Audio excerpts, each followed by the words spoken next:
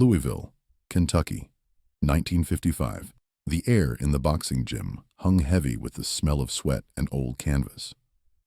A young Cassius Clay, just 13 years old, stood in the center of the ring. He was thin, all long limbs and quick movements, but right now, he looked small. Across from him, a boy almost twice his size sneered. This wasn't just any bigger kid. This was a local bully, known for throwing his weight around, both inside and outside the ropes.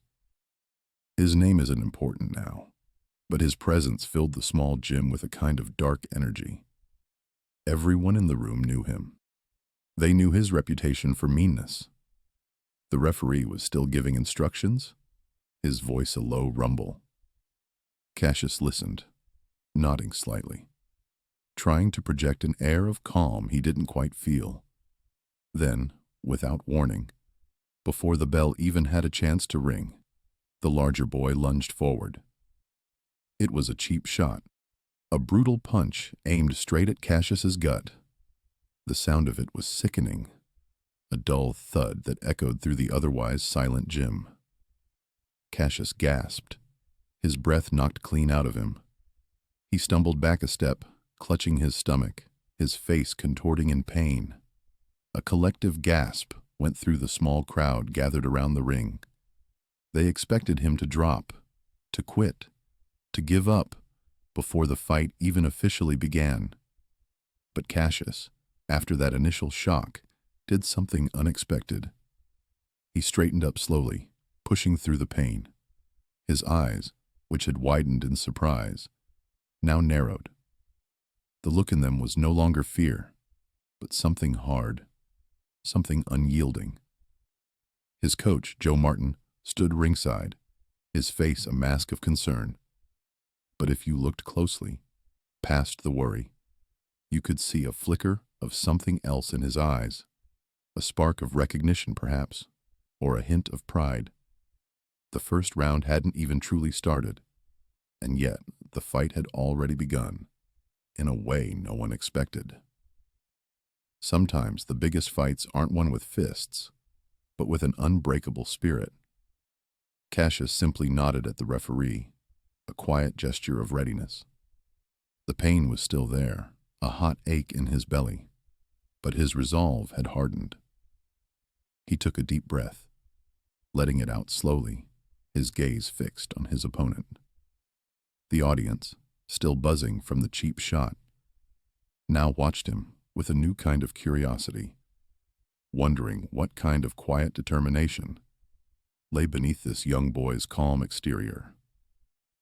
What would he do next? What would this moment ignite in him? Before we continue, subscribe to the channel and tell us where you're watching from in the comments. We've got a lot more to tell you about how this story unfolds. Louisville in the 1950s was a city of contrasts. It buzzed with life, a vibrant place, but it was also deeply segregated. For young Cassius, his world was mostly the black neighborhoods, where everyone knew each other. The streets were often loud with kids playing, the smell of cooking wafting from open windows, and sometimes the sweet, soulful sounds of jazz music drifting from a nearby club. It was a place where people looked out for one another, where community wasn't just a word, but how everyone lived. His home was a busy place too. His mother, Odessa, was a strong woman, always making sure her boys, Cassius and his younger brother Rudy, were well-fed, well-behaved, and knew right from wrong. His father, Cassius Sr., worked hard, painting signs to provide for the family. They had big dreams for their children, instilling in them the importance of respect, hard work, and standing up for themselves.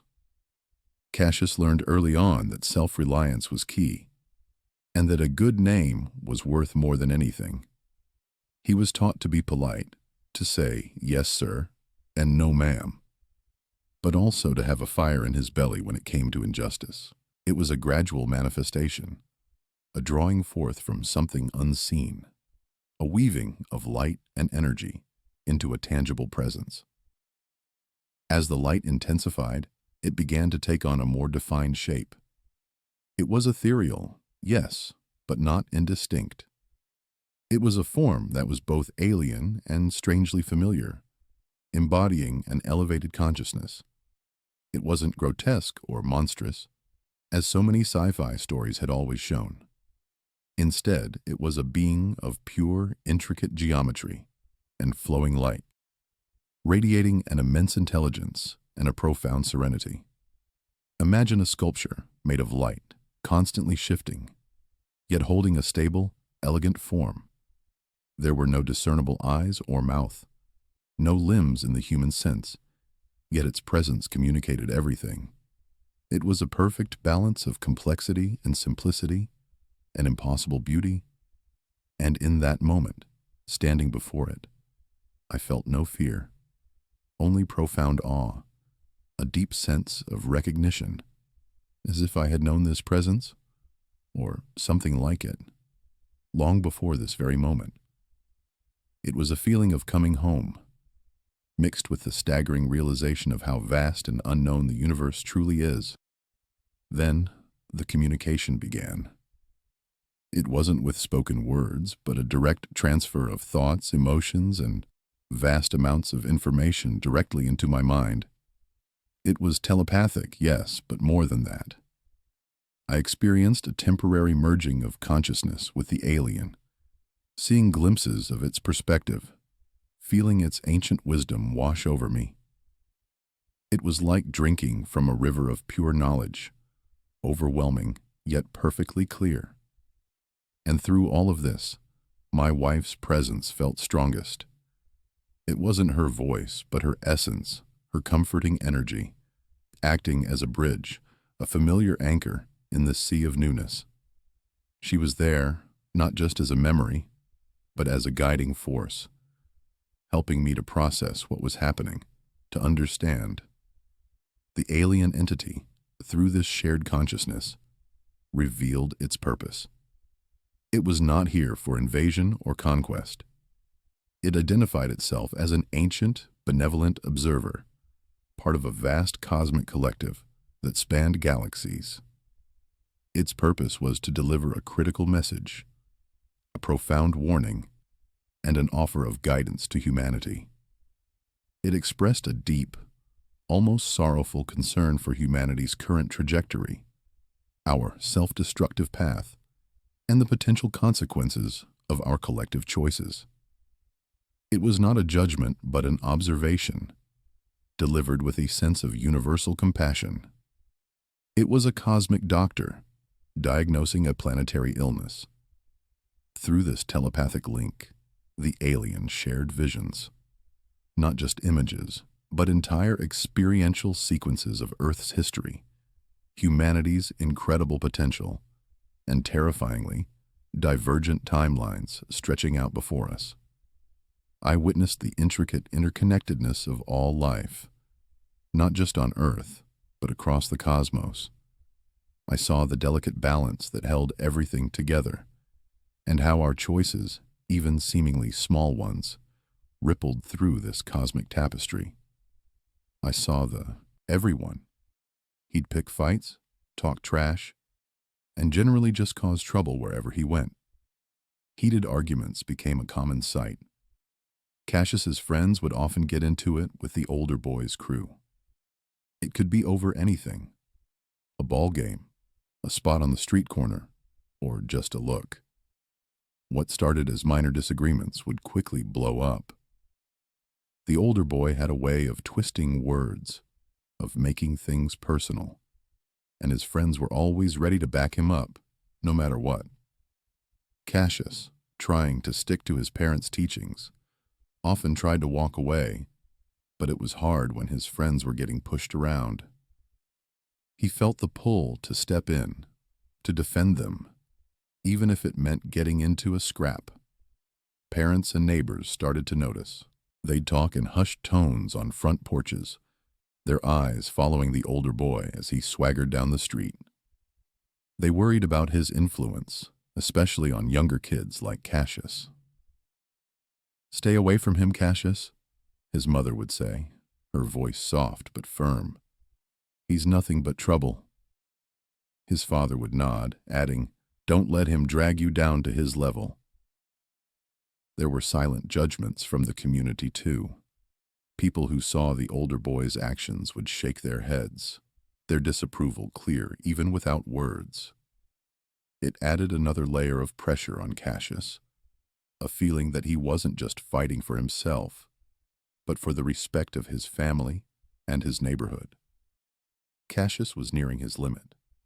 The constant provocations, the snide remarks, the way the older boy seemed to be everywhere, always trying to get a rise out of him.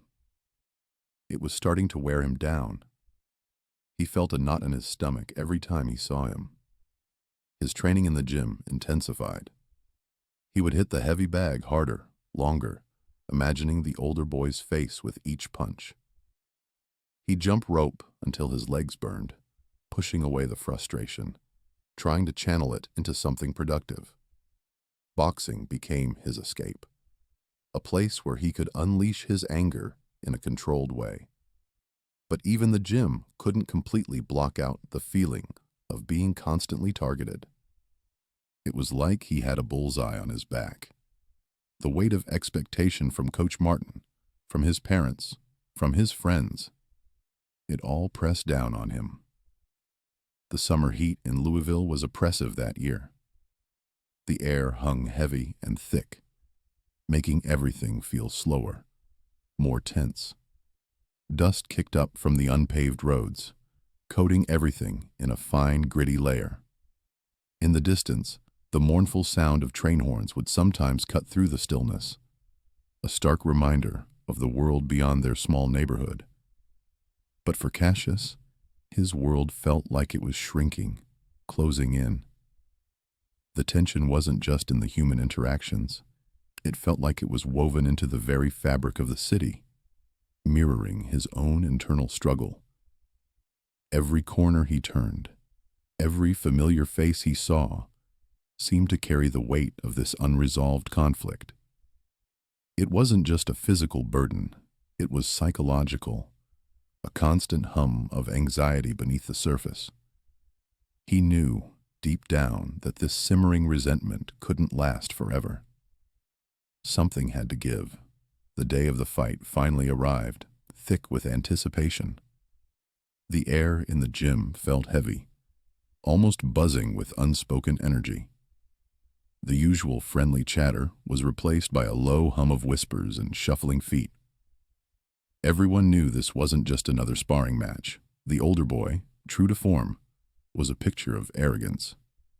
He swaggered around the ring, his chest puffed out, shooting taunting glances at Cassius. His words were even more aggressive than usual, cutting through the tense silence. He made a particularly cruel jab, something about Cassius's family, mocking their dreams and calling them names. It wasn't just a taunt. It was a personal attack, designed to hit hard and deep. That was it. That was the moment.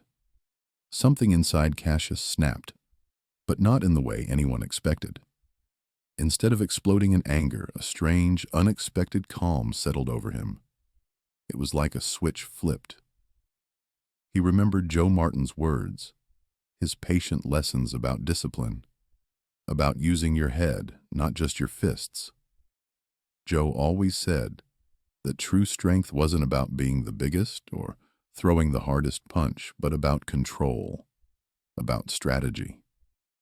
He remembered all those hours spent practicing footwork, learning to move with grace, to think ahead. This wasn't just about winning a fight anymore. It was about proving a point, not just to the older boy, but to himself. It was deeply personal. In that moment, Cassius made a silent vow. He wouldn't just win. He would outsmart this bully. He would show him what real skill looked like, what respect truly meant, not through brute force, but through intelligence and precision. His approach in the ring shifted entirely. The nervous energy he'd felt earlier, the knot in his stomach, it all dissolved, replaced by a cold, calculated focus. His eyes, usually bright and expressive, now held a steely resolve that few had seen before. He wasn't going to just swing wildly. He was going to dance, to move, to make every action count. The opening bell rang, a sharp, piercing sound that cut through the silence. The older boy, predictably, charged forward, throwing big, heavy punches, expecting Cassius to stand his ground and trade blows. But Cassius didn't. Instead, he started to dance. His feet moved with an almost unbelievable lightness, a blur of motion. He weaved, he bobbed, he slipped under the wild swings, making the older boy miss again and again.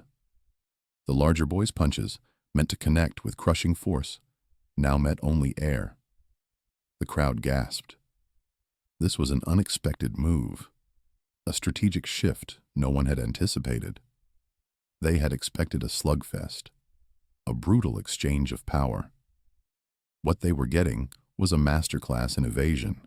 Cassius was using his agility and speed, turning them into his greatest weapons. He wasn't just avoiding punches. He was making the older boy look clumsy, slow, and increasingly frustrated. Each missed swing chipped away at the bully's confidence, his arrogance slowly replaced by a growing bewilderment. The dynamic of the fight had completely changed, not with a powerful punch, but with graceful, intelligent movement. This was Cassius Clay, not just a fighter, but an artist, beginning to paint his masterpiece in the ring. He was showing everyone that there was more than one way to win a fight, especially against someone twice your size. The older boy, fueled by frustration, kept flailing. His movements became wilder, more desperate. Cassius, on the other hand, moved with an almost ethereal grace, a blur of emotion that bewildered his opponent. Each time the larger boy lunged, Cassius would pivot, a quick step to the side, a subtle dip of his shoulder, and the punch would whistle harmlessly past him. He wasn't just avoiding hits. He was making the older boy expend all his energy, draining him with every missed swing. The crowd, which had initially been murmuring with surprise, now held its breath, captivated by this unexpected display. They'd come to see a fight, but they were witnessing a dance, a ballet of evasion and precision. Joe Martin, Cassius's coach, stood ringside. His face, usually stoic and focused, now showed a range of emotions.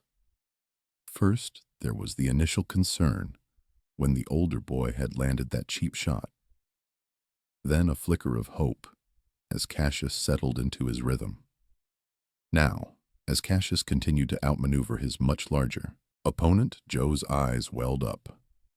Tears of pride streamed down his face, unnoticed by him, as he watched his young protege transform. This wasn't just a boy fighting. It was a testament to every lesson, every grueling practice session, every word of encouragement. It was mastery unfolding before his eyes. Around the gym, the other young boxers, who had been cheering loudly for their friend, now watched in stunned silence. The older boy's friends, who had been so confident, so loud just moments before, now had sullen expressions. Their taunts had died down, replaced by a growing unease.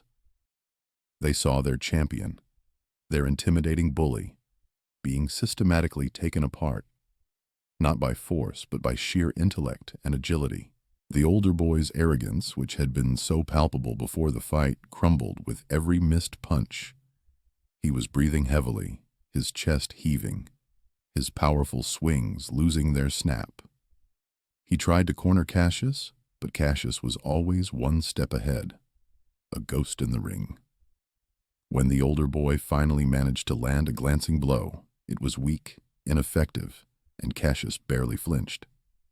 Instead, he responded with a flurry of quick, precise jabs, not designed to knock out, but to sting, to remind his opponent that he was there, in control, Eventually, the older boy was spent. He leaned against the ropes, exhausted, demoralized, and utterly defeated, even though he hadn't been knocked down. His discipline had evaporated, replaced by raw, uncontained frustration. He looked like a child, throwing a tantrum, while Cassius, still moving lightly, looked like a seasoned professional. The bell rang, signaling the end of the round, and after a brief consultation, the referee raised Cassius's hand. The crowd erupted. A roar filled the gym, a mix of cheers and applause that seemed to shake the very foundations of the building. Cassius, still calm, still composed, walked over to the older boy. He extended his hand, a gesture of sportsmanship that spoke volumes. The older boy, defeated not just in the ring, but in spirit, reluctantly shook it, his eyes downcast. This wasn't just a win for Cassius. It was a profound validation of his character, his training, and his belief in himself. Years later, the man who would become Muhammad Ali often reflected on that pivotal fight. He understood then, and even more so as he grew, that it wasn't just about winning a boxing match. It was about finding his inner strength, about proving that size and intimidation didn't dictate destiny. It taught him that resilience and self-belief were far more powerful than brute strength. That day, in the gym, facing an opponent twice his size, Cassius Clay learned that the greatest victories are often won within oneself, laying the foundation for the legend he would become. A legend built not just on powerful punches, but on unparalleled grace, strategy, and an unbreakable spirit.